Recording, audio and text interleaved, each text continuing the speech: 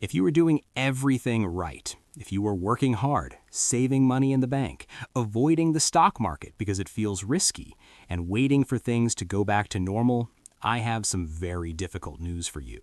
You are in danger. In fact, you are likely in more danger than the person who is taking calculated risks. We're entering a period in economic history where the definition of safety has been completely inverted. For 50 years, safety meant cash in the bank. It meant a steady paycheck. It meant paying off your mortgage and sitting tight. But in 2026, those behaviors are no longer safe. They are a guaranteed path to the slow, painful erosion of your life's work. This is the silent crisis that nobody talks about on the evening news.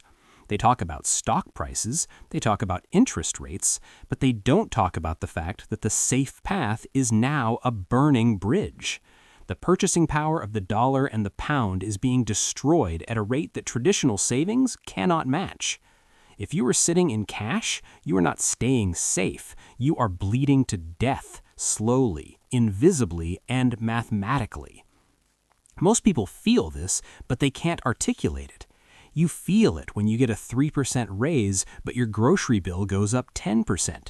You feel it when you look at the price of a modest home and realize you would need 3 lifetimes of safe saving to afford it. The game has changed. The rules have been rewritten. And if you are still playing by the 1990 rulebook in 2026, you are going to lose. Today, I'm going to walk you through the 6 safety myths that are destroying the middle class. These are the lies we tell ourselves to feel comfortable. But comfort is expensive. I'm going to show you why doing the risky thing, investing, owning, building, is actually the only way to be truly safe in the economy we are facing. This is not advice for speculators. This is not for gamblers. This is for the person who wants to protect their family and their future from the silent theft of inflation.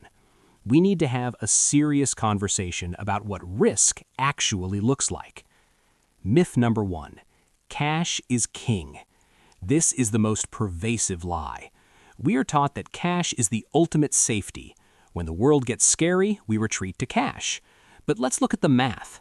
If inflation is running at 4 or 5%, and the real rate of inflation for the things you actually buy, like food, housing, and energy, is often much higher, then holding cash is a guarantee of loss.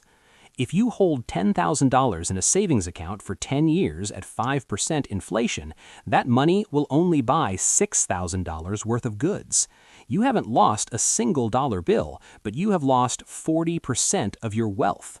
That is not safety. That is a disaster. In 2026, cash is not an investment. Cash is a tool. You need enough cash to sleep at night, your emergency fund, but anything beyond that is a liability. It's an ice cube melting in the sun. True safety comes for exchanging that melting currency for assets that float.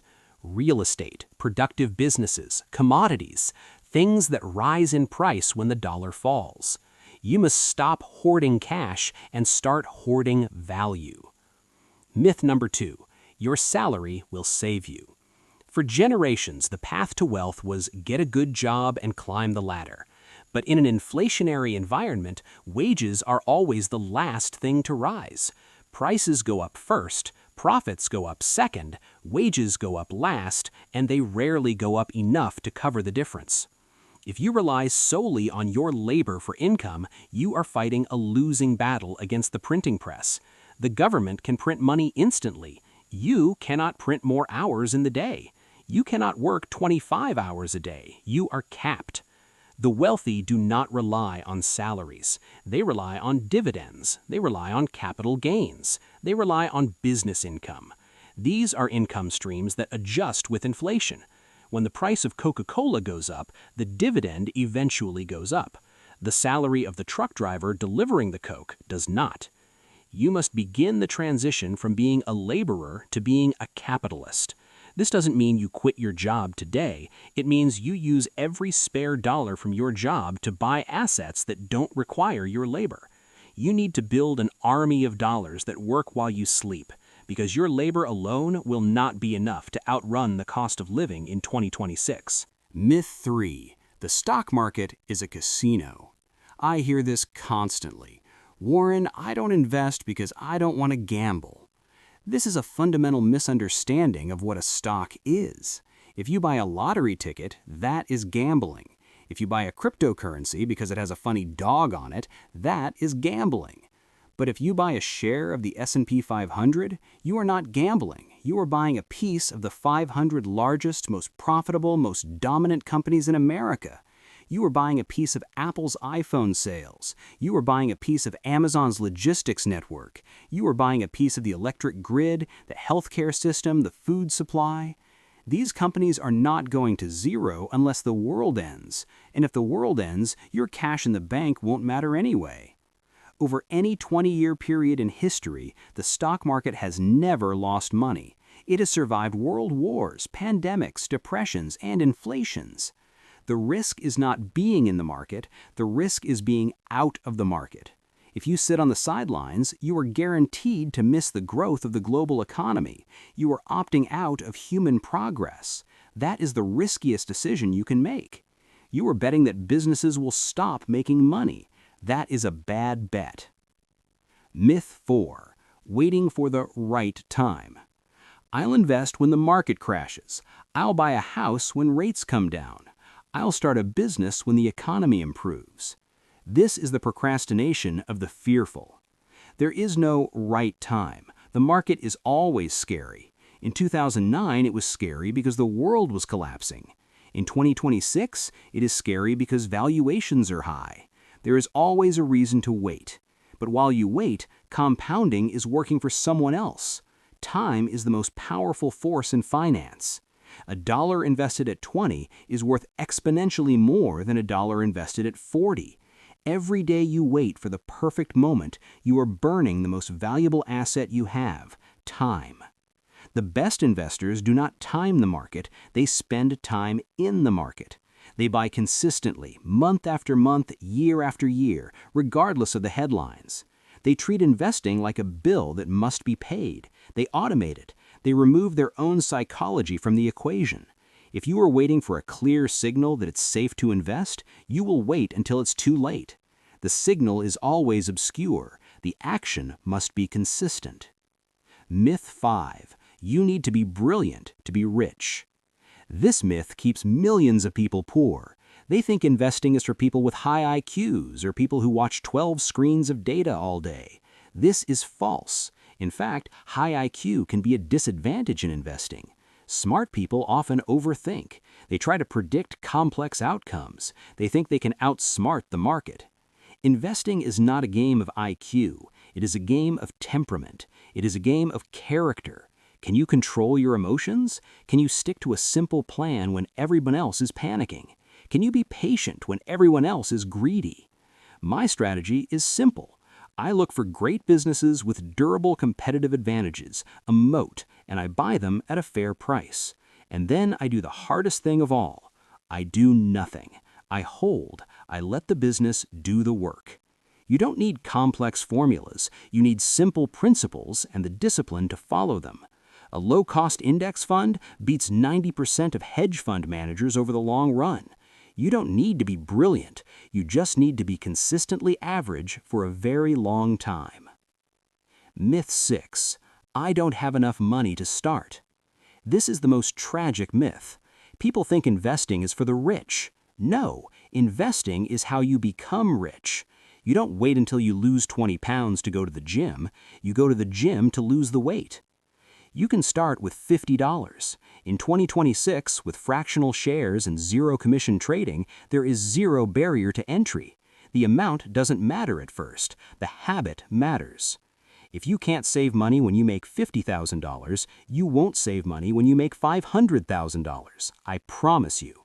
The habits you build today are the scaffolding for the wealth you will build tomorrow. If you wait until you have enough, you will never start. The gap between your income and your expenses, no matter how small, is the seed of your freedom. Plant it today. The solution: the anti-fragile portfolio. So, if the safe path is dangerous, what is the solution? How do you position yourself for 2026? You need to build a life that benefits from volatility. This is called being anti-fragile. When inflation goes up, you want your assets to go up.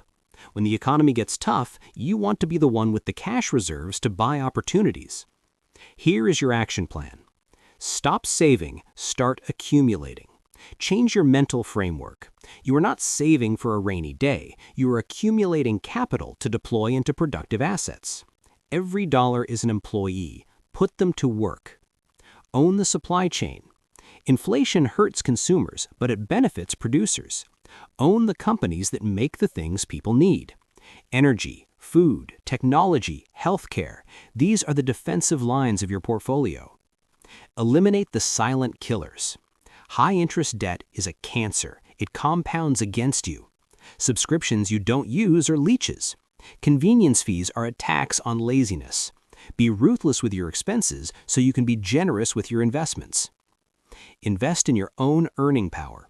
The one asset that cannot be inflated away is your skill set. If you are the best at what you do, you will always command a premium. Read, learn, adapt. In a changing economy, the learner inherits the earth. The learned find themselves beautifully equipped to deal with a world that no longer exists. Turn off the noise. The financial news is designed to make you trade. It is designed to make you anxious. Anxiety is expensive. Turn it off. Look at the 10-year chart, not the 10-minute chart. The year 2026 is going to be a year of separation.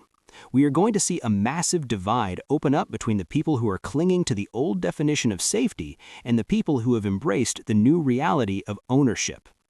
The safe path, the path of the saver, the employee, the passive observer, is crumbling. The bridge is out. You cannot stay there. You have to move.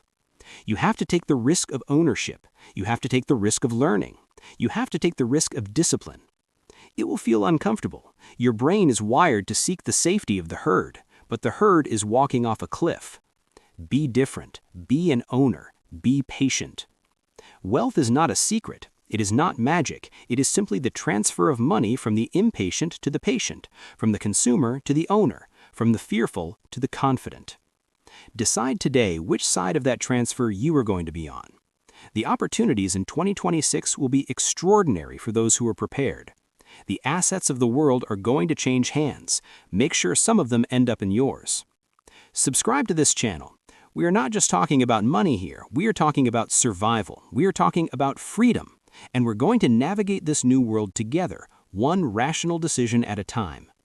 Stay disciplined, stay focused, and remember, the greatest risk is taking no risk at all.